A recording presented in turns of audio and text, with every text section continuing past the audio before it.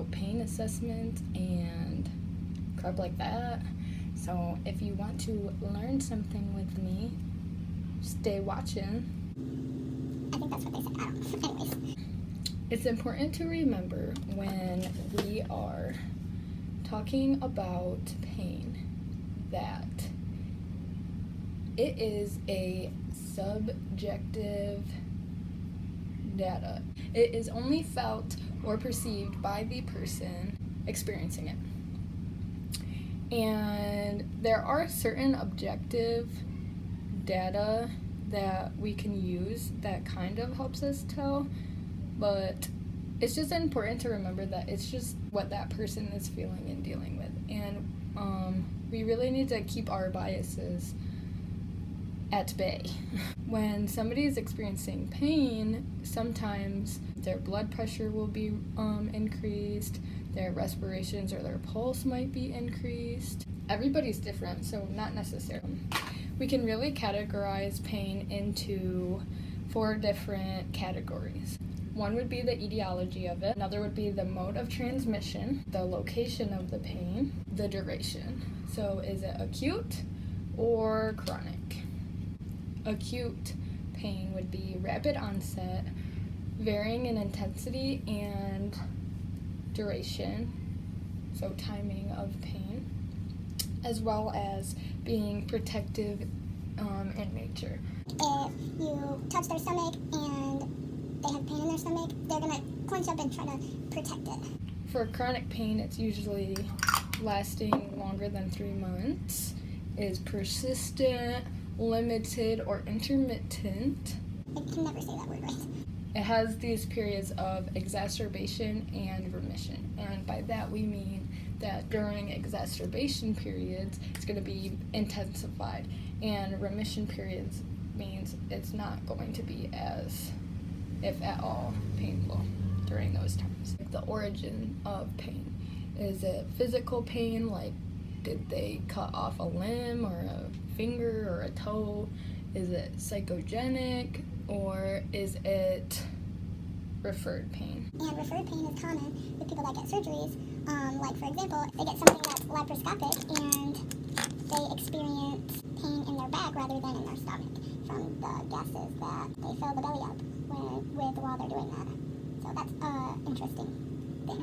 A lot of different factors, and it's different for everybody. Age, their culture, because there's some cultures that really don't express pain. Their gender, Women go through childbirth, so their religion, family support, or just support people in general is really helpful. this lighting sucks me. It's gonna really bother me, especially when I'm editing this. Like I've said probably 5 times already, and this video's been only like 2 minutes long, that it's different for everybody. So we need to make sure our biases are kept at bay, because I could be experiencing a pain that I say is a 10, and somebody else could experience it and say it's only a 5. But that doesn't mean that the pain I'm feeling isn't a 10, because it's all perceived and how we feel and deal with it. Also, my face is like freaking out horrible.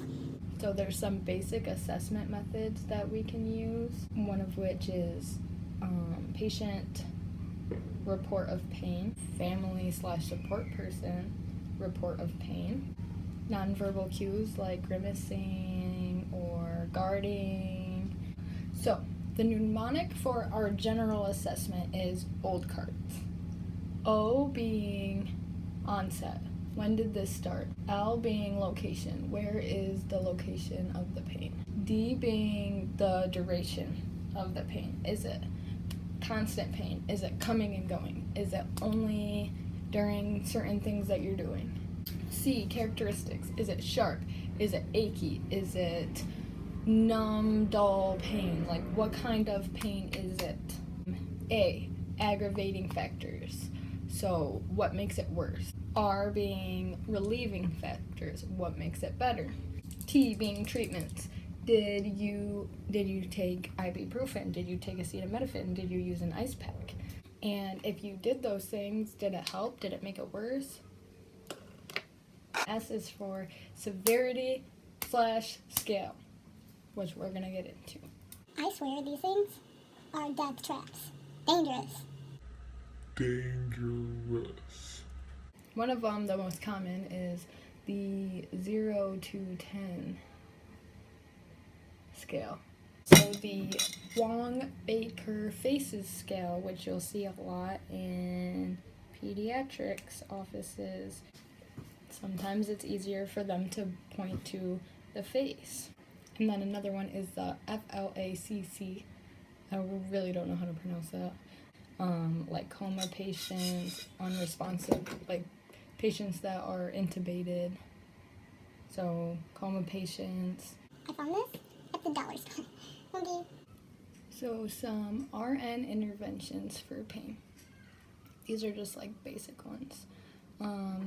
Really making sure that you're building rapport and having that patient-nurse trusting relationship.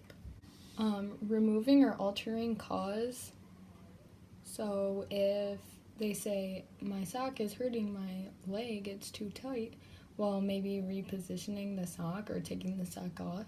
That would be an example of altering the cause or removing the cause.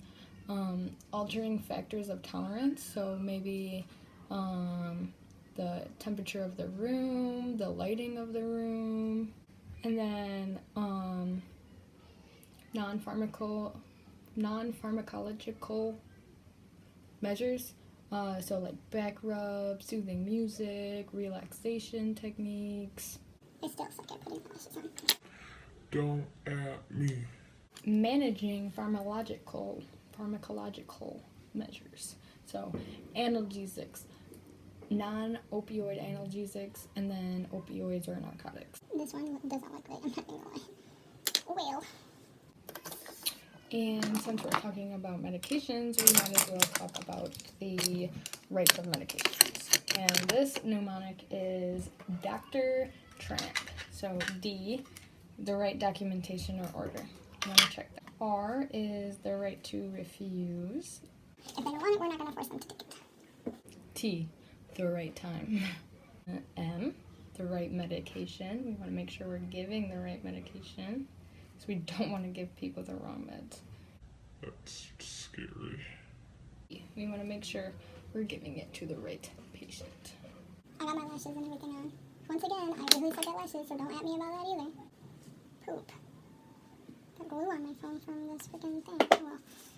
So literally the last thing that I wanted to talk about is the 4 aims or the 4 goals of nursing, because I feel like it's important to keep that stuff in mind when we're assessing our patients and making sure we're keeping our biases at bay. The first one is to promote health. The second is to prevent illness. The third one is to restore health.